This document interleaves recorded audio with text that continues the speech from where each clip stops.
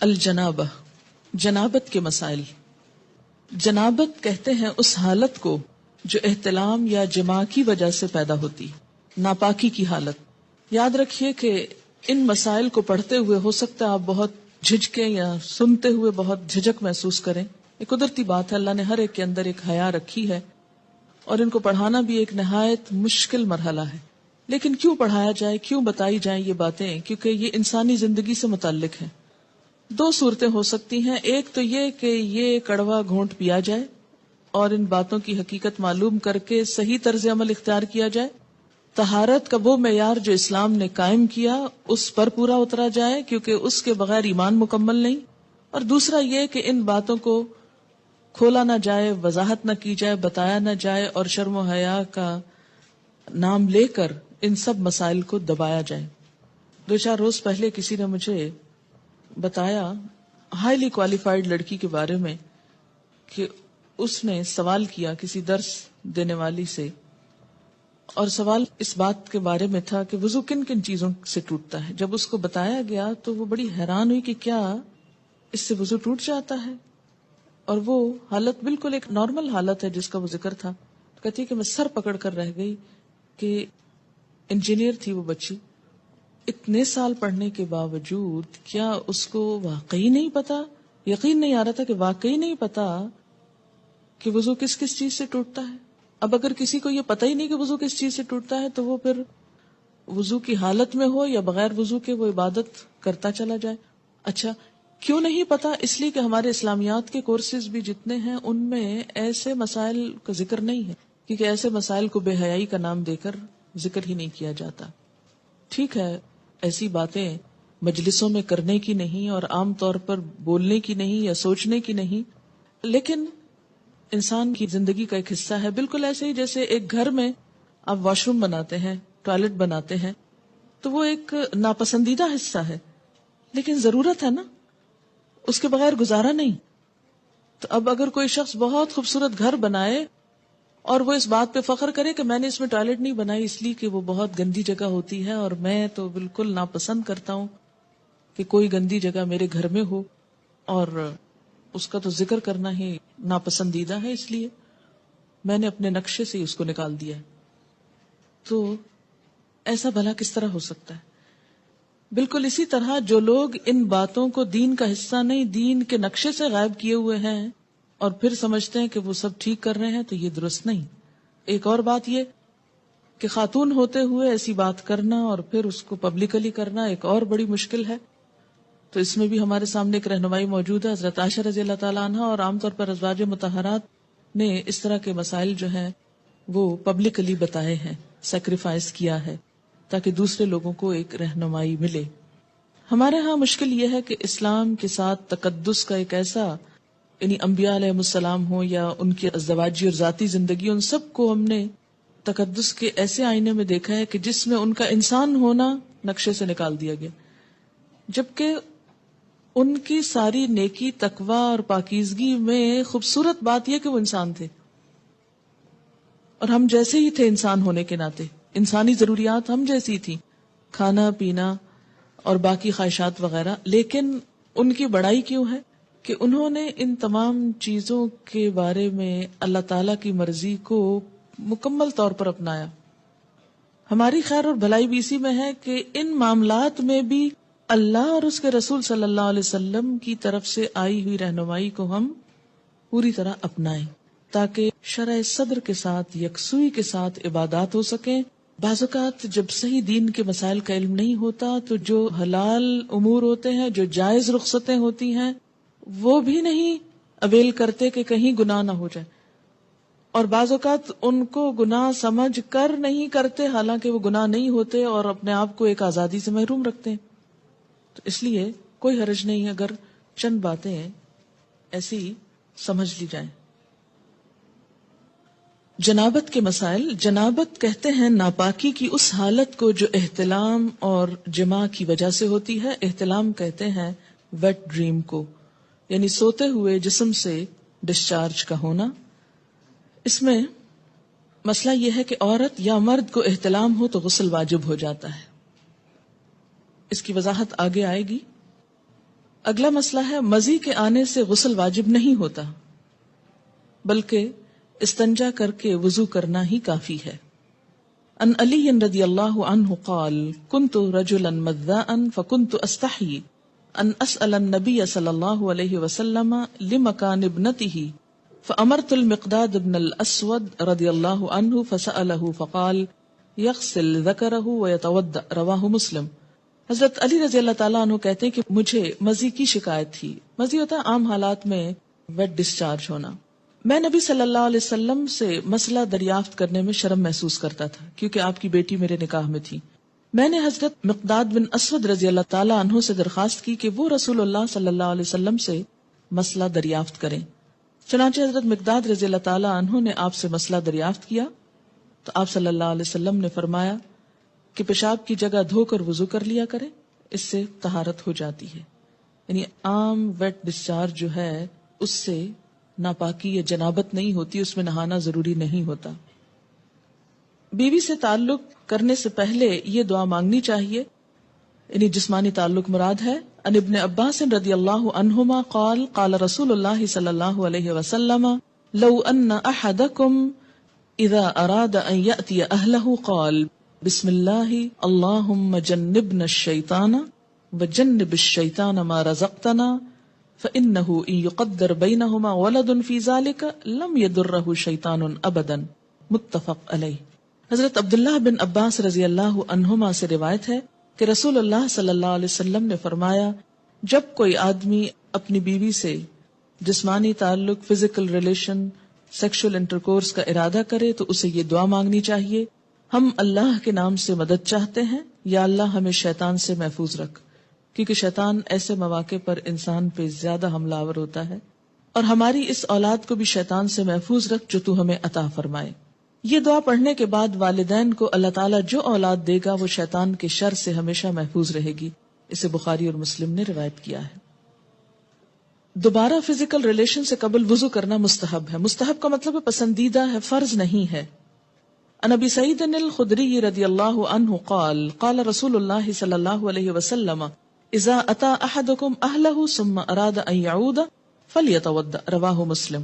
حضرت ابو سعید خدری رضی اللہ تعالیٰ عنہ کہتے ہیں کہ رسول اللہ صلی اللہ علیہ وسلم نے فرمایا جب کوئی آدمی اپنی بیوی سے تعلق قائم کرے پھر دوبارہ کرنا چاہے تو پہلے وضو کرے. یعنی ایک دفعہ کے تعلق کے بعد ضروری نہیں کہ نہایا جائے، اگر اس کے کچھ عرصے بعد دوبارہ تعلق کی ضرورت ہو، مثلا یعنی ایک رات ہو سکتی ہے. اس کا مطلب یہ ہے کہ نہانا ضروری ہے کس کے لیے؟ نماز کے لیے، عبادت کے لیے، قرآن پڑھنے کے لیے. لیکن اگر انسان ناپاکی کی حالت میں ہے ابھی اور دوبارہ ایک شخص بیوی کے ساتھ تعلق قائم کرنا چاہتا ہے تو ضروری نہیں کہ نہانے کے بعد پھر کرے. دوبارہ تعلق میں کوئی چیز مانے نہیں، ہاں بہتر ہے وضو کر لے. مستحب کا مطلب کیا؟ بہتر ہے وضو کر لے. اور وضو یہاں ایک طرح سے فریشنس پیدا کرتا ہے انسان کے اندر. لیکن اگر کوئی وضو بھی نہیں کرتا، یعنی یہ ایسا وضو نہیں جیسے نماز کے لیے آپ وضو کرنا ضروری ہے کہ اس کے بغیر نماز نہیں ہوگی، تو اگر دوبارہ تعلق میں وضو نہیں کیا تو اس کا یہ مطلب نہیں کہ گناہ کا کام کر رہا ہے. مستحب کا مطلب کیا ہے؟ پسندیدہ ہے، اچھی بات ہے، لیکن اگر کوئی نہیں کر سکتا تو کوئی گناہ نہیں. غسل جنابت میں پہلے دونوں ہاتھ دھونے چاہیے، پھر برتن میں ہاتھ ڈالنے چاہیے. جنبی جس پانی میں ہاتھ ڈال دے وہ پانی ناپاک نہیں ہوتا. مثلا کسی نے پہلے ہاتھ دھوئے، پھر ہاتھ سے مگ پکڑا، اس کو بالٹی میں ڈالا مثلا، اور صاف ہاتھ تھا مگر جسم ابھی ناپاک ہے، تو پانی کی بالٹی کے اندر ایسا ہاتھ جانے سے یا ٹب میں بیٹھنے سے پانی ناپاک نہیں ہوتا، الا یہ کہ اس پانی کے اندر کوئی نجاست چلی جائے. یعنی ہاتھ پاک ہے. اگر ایسے میں کوئی شخص پانی پینا چاہتا ہے اور اس نے گلاس کو ہاتھ لگا دیا اور پانی پی لیا تو کوئی بات نہیں، کیونکہ ہمارے ہاں تو عام طور پہ کانسیپٹ یہ پایا جاتا ہے کہ انسان اتنا ناپاک ہوتا ہے کہ زمین پر قدم بھی نہیں رکھ سکتا اور کسی چیز کو چھو نہیں سکتا اور سب کچھ حرام ہو جاتا ہے. کچھ بھی حرام نہیں ہوتا. اس کا یہ مطلب بھی نہیں کہ انسان ناپاک پھرتا رہے، سارا بازار گھوم کر آ جائے ناپاکی میں، یہ بھی مقصد نہیں ہے. مومن ناپاک رہنا پسند نہیں کرتا، لیکن ضروری نہیں ہے کہ اس حالت میں آپ کسی چیز کو ہاتھ نہیں لگا سکتے. مثلاً پانی پیتے وقت آپ کا ویسے ہاتھ صابن سے دھویا ہوا تھا، صاف تھا، پاک تھا، مگر جسمانی طور پہ آپ ناپاک ہیں. مثال کے طور پر اگر پانی کے اندر کوئی چیز اچانک چلی جاتی ہے اور آپ ایک انگلی کے ساتھ اس کو ہٹانا چاہتے ہیں اور اس کے بعد اس پانی کو پینا چاہتے ہیں، پی سکتے ہیں. یعنی ناپاک جسم پر جب تک نجاست نہ ہو تو صاف ہاتھ یا جسم کا کوئی حصہ پانی میں چلا جائے اس پانی سے غسل بھی کیا جا سکتا ہے، یا اگر وہ صاف ہے اس کو کسی بھی کام میں استعمال کیا جا سکتا ہے، اس سے کپڑے دھوئے جا سکتے ہیں یا کوئی اور کام.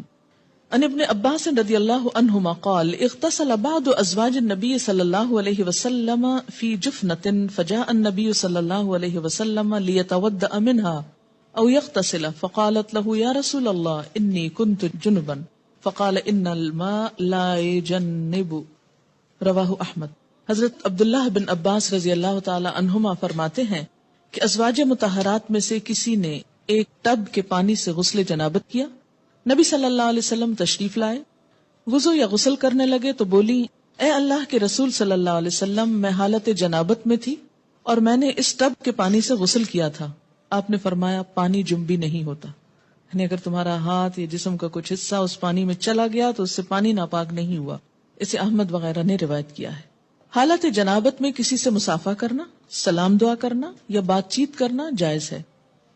عن ابی ہریرہ رضی اللہ عنہ ان النبی صلی اللہ علیہ وسلم لقیہ فی بعض طریق المدینہ وہو جنب فانخنست منہ فذهب فاغتسل ثم جاء فقال این کنت یا ابا ہریرہ قال كنت جنبا فکرہت ان اجالسک وانا علی غیر طہارۃ قال سبحان اللہ ان المؤمن لا ينجس. رواہ البخاری. حضرت ابو ہریرہ رضی اللہ تعالی عنہ کہتے ہیں کہ مدینہ کے کسی گلی میں ان کی نبی صلی اللہ علیہ وسلم سے ملاقات ہوئی. اس وقت حضرت ابو ہریرہ جنبی تھے، چنانچہ وہ وہاں سے کھسک گئے، جا کر غسل کیا، پھر خدمت اقدس میں حاضر ہوئے. آپ نے پوچھا ابو ہریرہ تم کہاں چلے گئے تھے؟ حضرت ابو ہریرہ نے عرض کیا میں حالت جنابت میں تھا، لہٰذا میں نے آپ کے پاس اس حالت میں بیٹھنا اچھا نہ سمجھا. آپ نے فرمایا سبحان اللہ، مومن کسی بھی حالت میں ناپاک نہیں ہوتا. اسے بخاری نے روایت کیا ہے. یعنی اگر ایسی حالت میں مثلا کوئی مہمان آ گیا ہے یا بچہ رو رہا ہے یا کوئی اور ایسا دنیا کا ضروری کام پڑ جاتا ہے انسان کو، کوئی ٹیلی فون آ جاتا ہے، بات کرنی پڑ جاتی ہے، تو کسی بھی کام میں حالت جنابت مانے نہیں. حالت جنابت مانے ہے کس میں؟ عبادات میں. لیکن یاد رکھیے اس کا یہ مطلب نہیں کہ انسان ناپاکی میں ہی گھومتا پھرتا رہے بے وجہ، جلد از جلد پاک ہو. لیکن یہ سمجھنا کہ نہیں میں اچھوت ہو گیا، اب کسی کے سامنے نہیں جا سکتا یا کسی سے بات نہیں کر سکتا، تو ایسی بات نہیں. حالت جنابت میں کھانے پینے کے لیے ہاتھ دھونا کافی ہے، البتہ وضو کرنا افضل ہے. ان عائشہ رضی اللہ عنہا ان النبی صلی اللہ علیہ وسلم کان اذا اراد ان یأکل وهو جنب غسل یدیہ. رواہ ابن ماجہ. حضرت عائشہ رضی اللہ تعالی عنہا کہتی ہیں کہ رسول اللہ صلی اللہ علیہ وسلم حالت جنابت میں کوئی چیز کھانا چاہتے تو پہلے اپنے ہاتھ دھو لیتے. اسے ابن ماجہ نے روایت کیا. یعنی حالت جنابت میں کھا سکتے ہیں، اور خاص طور پر جیسے رمضان کا مہینہ ہے، یعنی رمضان میں اگر کوئی شخص حالت جنابت میں اٹھتا ہے، سحری کا وقت ہے، سحری کھا سکتا ہے اور کھانے کے بعد نماز سے پہلے نہا سکتا ہے. یعنی حالت جنابت میں اگر روزے کا کچھ حصہ شامل ہو گیا صبح کے وقت کو کوئی حرج نہیں، اللہ یہ کہ نماز تو نہیں چھوڑی جا سکتی، وہ تو پڑھی جائے گی. کتنی دیر لگے گی؟ آدھا گھنٹہ، گھنٹہ، کیونکہ اس کے بعد تو سورج بھی نکل آئے گا اگر نہیں نہائے تو نماز جائے گی. تو ایسا روزہ کیا روزہ جس میں نماز ہی نہ پڑھی گئی. ان عائشہ رضی اللہ عنہا قالت کان رسول اللہ صلی اللہ علیہ وسلم اذا کان جنبا فاراد ان یأکل او ینام تودع وضوءه للصلاۃ. رواہ مسلم. حضرت عائشہ رضی اللہ تعالی عنہا فرماتی ہیں کہ رسول اللہ صلی اللہ علیہ وسلم حالت جنابت میں کھانا یا سونا چاہتے تو پہلے نماز کی طرح وضو کر لیتے.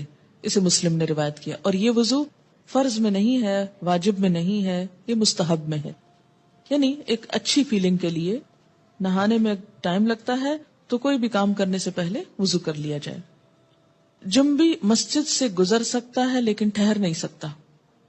حالت جنابت میں اگر کسی کو مسجد سے گزرنا پڑ رہا ہے، مثلاً اس کا گھر ہے مسجد کے اوپر اور رستہ ایسا ہے کہ صحن سے گزر کے اوپر چڑھتا ہے، تو ایسی صورت میں گزرنا جائز ہے، لیکن وہاں بیٹھ جانا یا دن گزارنا یہ درست نہیں. عن جابر رضی اللہ عنہ قال کان احدنا یمر فی المسجد جنبا مجتازا رواہ سعید بن منصور. حضرت جابر رضی اللہ تعالی عنہ فرماتے ہیں کہ ہم حالت جنابت میں مسجد سے گزر جایا کرتے تھے. اسے سعید بن منصور نے روایت کیا ہے. حالت جنابت میں زبانی اللہ کا ذکر کرنا جائز ہے. مثلا انسان صبح اٹھا ہے تو اٹھ کے دعا جو پڑھی جاتی ہے الحمدللہ الذی احیانا بعد ما اماتنا والیہ النشور پڑھ سکتا ہے. اسی طرح اگر صبح شام کی دعائیں پڑھ رہا ہے تو پڑھ سکتا ہے، یا استغفار کرنا چاہتا ہے تو کر سکتا ہے. رات کو سوتے میں کوئی خواب برا آ گیا تو وہ دعا پڑھ سکتا ہے، یا نیند نہیں آ رہی تو کچھ ذکر کرنا چاہتا ہے اور لیکن ہے حالت جنابت میں تو کوئی رکاوٹ نہیں، زبانی اللہ کا ذکر کر سکتا ہے. یا اسی طرح جیسے سوتے وقت آیت الکرسی پڑھی جاتی. سونے کے آداب آپ نے پڑھے ہوں کہ دائیں طرف کروٹ لے کر ہاتھ گال کے نیچے رکھ کے آیت الکرسی پڑھ کے چاروں طرف پھونک مار دی جائے. اب اگر حالت جنابت میں انسان تو کیا آیت الکرسی نہیں پڑھے گا؟ پڑھے گا، کوئی حرج نہیں. ان عائشہ رضی اللہ عنہا قالت کان النبی صلی اللہ علیہ وسلم یذکر اللہ علی کل احیانہ رواہ مسلم. حضرت عائشہ رضی اللہ تعالی عنہا فرماتی ہیں کہ نبی اکرم صلی اللہ علیہ وسلم ہر حالت میں اللہ کا ذکر کیا کرتے تھے. اسے مسلم نے روایت کیا ہے. جنبی کو قرآن پاک پڑھنا یا پڑھانا منع ہے. یعنی یہ نہیں کہ آپ حالت جنابت میں ہیں اور آپ کہیں جی کھانے کی اجازت ہے، پکانے کی اجازت ہے، سلام دعا کی اجازت ہے، چلو تلاوت شروع کر دیتے ہیں یا تعلیم شروع کر دیتے ہیں. نہیں، اس کی اجازت نہیں ہے. پاک آدمی وضو کے بغیر قرآن مجید پڑھ سکتا ہے. یعنی وضو نہیں ہے لیکن ویسے قرآن کی تلاوت آپ کر رہے ہیں تو ٹیکسٹ کو ہاتھ نہیں لگائیے اور پڑھتے جائیے. کیونکہ بعض لوگوں کو ایسی بیماری بھی ہوتی ہے کہ ان کا وضو زیادہ دیر تک باقی نہیں رہتا. ایسے میں لوگ قرآن، ذکر، عبادت سب چھوڑ کے بیٹھ جاتے ہیں فارغ. نہیں، وضو نماز کے لیے شرط ہے، طواف کے لیے شرط ہے. اگر صرف قرآن کی تلاوت کرنا مقصود ہے یا تعلیم دینا تو کوئی حرج نہیں.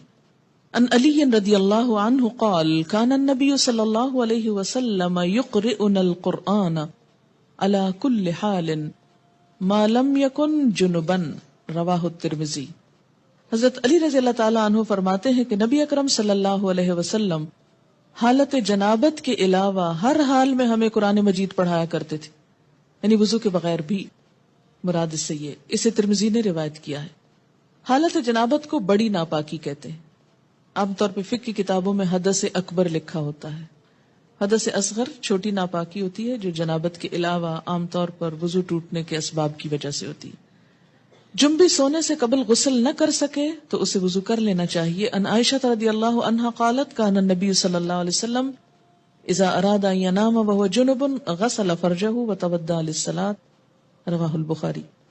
حضرت عائشہ رضی اللہ تعالی عنہا سے روایت ہے کہ نبی اکرم صلی اللہ علیہ وسلم جب حالت جنابت میں سونے کا ارادہ فرماتے تو اپنی شرمگاہ دھو کر نماز کی طرف وضو فرما لیتے. یہ مستحب ہے ایسا کرنا. اسے بخاری نے روایت کیا ہے. جنبی کے لیے وضو کر کے سونا افضل ہے لیکن نہ کرنے کی رخصت ہے. ان ابن عمر رضی اللہ عنہما ان عمر استفتى النبی صلی اللہ علیہ وسلم فقال هل ينام احدكم وهو جنب قال نعم ليتوضأ ثم لينم حتى يغتسل اذا شاء رواہ مسلم. حضرت عبداللہ بن عمر رضی اللہ تعالی عنہما سے روایت ہے کہ حضرت عمر رضی اللہ تعالی عنہ نے نبی اکرم صلی اللہ علیہ وسلم سے مسئلہ پوچھا کیا جنبی غسل کیے بغیر سو سکتا ہے؟ آپ نے ارشاد فرمایا ہاں، وضو کر لے اور سو جائے، پھر جب چاہے اٹھ کر غسل کر لے. اسے مسلم نے روایت کیا ہے. ان عائشہ رضی اللہ عنہا قالت کان رسول اللہ صلی اللہ علیہ وسلم یجنب ثم ینام ولا یمس ماء حتى یقوم بعد ذلك فیغتسل رواہ ابن ماجہ. حضرت عائشہ رضی اللہ تعالی عنہا فرماتی ہیں کہ رسول اللہ صلی اللہ علیہ وسلم حالت جنابت میں پانی کو ہاتھ لگائے بغیر سو جاتے. یعنی یہ بات بھی ملتی ہے جہاں وضو کر کے سوتے وہاں یہ بھی کہ بسا اوقات وضو بھی نہیں کرتے تھے اور سو جاتے، پھر اٹھ کر غسل فرماتے. اسے ابن ماجہ نے روایت. اٹ ڈیپینڈس کہ انسان کی طبیعت کیسی ہے، موسم کیسا ہے، پانی کی اویلیبلٹی کتنی ہے. اگر ہو سکے تو بہت اچھا ہے، لیکن نہیں تو گناہ نہیں. غسل جنابت میں پہلے دونوں ہاتھ دھونے چاہیے، پھر طہارت حاصل کر کے وضو کرنا چاہیے. جنابت مدت مسا ختم کر دیتی، یعنی حالت جنابت میں پھر آپ کا مسا نہیں رہتا جناب کے اوپر. غسل جنابت کے لیے پانی میسر نہ ہو تو غسل کی نیت سے کیا گیا تیمم ہی غسل جنابت کا کام دیتا ہے. اس کی وضاحت آگے آ جائے گی. سوال ہے، کیا حالت جنابت میں بچے کو دودھ پلا سکتے ہیں؟ جی ہاں، پلا سکتے ہیں، لیکن افضل ہے کوشش کریں کہ اس کے بغیر پلائیں، اور آپ نیت کر لیں تو ہو بھی جائے گا.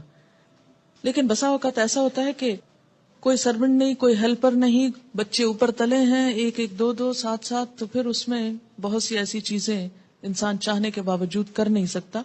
تو دودھ ناپاک نہیں ہوتا، صرف یہ ہے کہ کیفیت کا فرق ہے.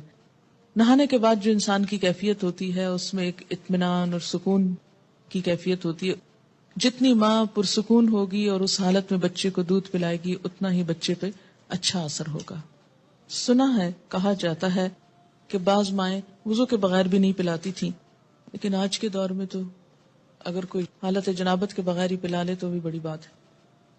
حالت جنابت یا ناپاکی کی حالت میں کسی مسجد کو وزٹ کرنے کے لیے جایا جا سکتے؟ مثلا اگر آپ ایز اے ٹورسٹ گئے ہیں ترکی اور طرح طرح کی مسجدیں دیکھ رہے ہیں ایک کے بعد ایک، اور اس میں آپ پیریڈز کی حالت میں ہیں، تو گزرنے کی حد تک گزرتے ہوئے دیکھ لیں، کوئی حرج نہیں. لیکن بیٹھے نہیں، وہاں زیادہ دیر رکے نہیں. جیسے گزرنے کی بات آئی نا، تو ٹورسٹ کے اس حالت میں بھی کیا ہوتا ہے کہ مثلا آپ گزر رہے ہیں ادھر سے ادھر، اور بالکل عین مصلی کے قریب نہ جائیں، دور دور سے سارا آگے پیچھے دیکھ لیں، کیونکہ ایسے مواقع بھی بعض اوقات نہیں ملتے. اس لیے کہ ناپاکی کی حالت میں ایک پاک جگہ پر بیٹھ کر وہ اس کی ایک کیفیت میں فرق آتا ہے. حالت جنابت میں اگر غسل سے پہلے کوئی آ جائے اور انسان صاف کپڑے پہن لے تو غسل کے بعد دوبارہ وہی کپڑے پہن سکتے ہیں، یا وہ کپڑے ناپاک ہو جاتے ہیں اور کوئی اور کپڑے پہننا ہوتے ہیں؟ نہیں، جب تک کسی کپڑے کو کوئی نجاست لگی ہوئی نظر نہ آئے یا محسوس نہ ہو اس وقت تک وہ کپڑے پاک ہوتے ہیں اور ان کو دوبارہ نہا کر پہن سکتے ہیں. ہم نے آج تک ایسے مسائل کا ذکر اپنے گھروں اسکولوں میں کبھی نہیں سنا، اس لیے آج یہ پڑھتے ہوئے بہت مشکل پیش آ رہی ہے. اب آپ پڑھاتی ہیں تو بہت سی ٹرمز ایسی ہیں جو کبھی سنی ہی نہیں یا سمجھ ہی نہیں آ رہی. مثلاً احتلام کیا ہوتا ہے؟ یہ ٹرم تو کبھی اردو یا انگلش میں سنی ہی نہیں، لا حول ولا قوت. تو کبھی اردو یا انگلش میں اس طرح مزی ویٹ ڈسچارج کیا ہوتا ہے؟ میں ان میرڈ ہوں، شاید اس لیے بھی چیزیں مجھے سمجھ میں نہیں آ رہی. نہیں، مزی اور احتلام کا تعلق میرڈ یا ان میرڈ ہونے سے نہیں ہے.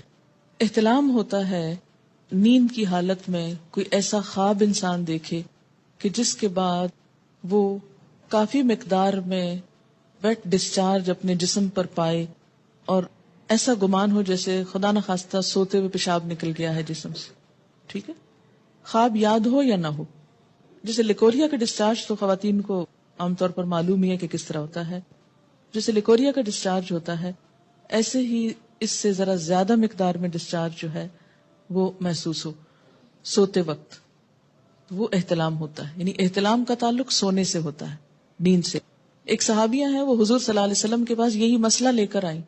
کہنے لگی، اے اللہ کے رسول صلی اللہ علیہ وسلم، کیا عورتوں کو بھی احتلام ہو سکتا ہے؟ یعنی عموماً یہ مردوں کو ہوتا ہے، لیکن کیا عورتوں کو بھی ہو سکتا ہے؟ تو اس پر آپ نے فرمایا کہ ہاں، ہو سکتا ہے، کیونکہ بچہ عورت کے مشابہ بھی تو ہوتا ہے، عورت سے بھی تو بچے کی شباہت ہوتی ہے. ٹھیک ہے، تو سیکشل انٹرکورس کے بغیر اگر نیند کی حالت میں کوئی خواب دیکھنے یا نہ دیکھنے پر ایسا پانی انسان دیکھے کہ جو زیادہ مقدار میں ہو، عام نارمل روٹین میں جیسے لیکوریا وغیرہ تھوڑا بہت سپاٹنگ ہو گئی، وہ نہیں، زیادہ مقدار میں، اس کو احتلام کہتے ہیں. اس سے انسان ناپاک ہو جاتا ہے. اور بعض اوقات ہو سکتا ہے کہ کسی خاتون کو کبھی بھی ایسی کیفیت نہ ہوئی ہو. بسا اوقات جسمانی کیفیت، آب و ہوا، کئی چیزیں انسان کے مزاج میں اثر ڈالتی ہیں، تو بعض لوگوں کو ایسی تکلیف ہو سکتی ہے. اگر کسی کے ساتھ ایسا نہیں ہوا تو وہ پریشان نہ ہو کہ میں تو شاید اب نارمل انسان ہوں. نہیں، اٹ ڈیپینڈس. اور اگر کسی کے ساتھ ایسی کوئی کیفیت ہو جائے تو وہ یہ نہ سمجھے کہ میں کوئی بہت برا انسان ہوں. ایکچولی ہوتا ہی ہے کہ ہمارا بیہیویئر کیا ہے اور ہم ان چیزوں کو کس انداز سے پیش کر رہے ہیں. اگر آپ اس کو فطری چیز سمجھیں تو آپ کو کچھ بھی اس میں نہیں فیل ہوگا. پھر مثلا ایک میڈیکل کا اسٹوڈنٹ جو ہے وہ جب ڈسیکشن شروع کرتا ہے، ٹھیک ہے، اس شروع میں بہت گھبراہٹ اور بہت پریشانی ہوتی، لیکن ایک ایک پارٹ، اور آپ دیکھیں کہ جو ہماری بچیاں کو ایجوکیشن میں پڑھتی ہیں وہاں تو عورت مرد سب مل کر ایک کام کر رہے ہوتے ہیں، اور وہاں تو کبھی کسی نے کہا کہ یہ بہت غلط کام کر رہے ہو آپ. اور میں سمجھتی ہوں کہ ایسی چیزیں مردوں اور عورتوں کو مل کے نہیں کرنی چاہیے، لیکن اگر دین کے لیے یہی بات کرنی پڑ جائے تو ہم کہتے ہیں ہائے ہمارے دین میں ایسی بے حیائی کی باتیں. یعنی میڈیکل کی بکس میں سب لکھا ہوا ہے اور سب جائز ہے اور وہ بھی انسان پڑھتے ہیں، لیکن دین کی کسی کتاب میں ایسی کوئی بات لکھی ہوئی ہے تو یہ بالکل درست نہیں. اور یہ کیسا دین ہے؟ یہ ہمارا ایک بہت نیگیٹو ایٹیچیوڈ ہے معاشرے کے اندر دین کے معاملات میں، جو کہ درست نہیں. اور اس کی وجہ سے کئی بیماریاں پھر پیدا ہوتی، عبادت میں خلل ہوتا ہے.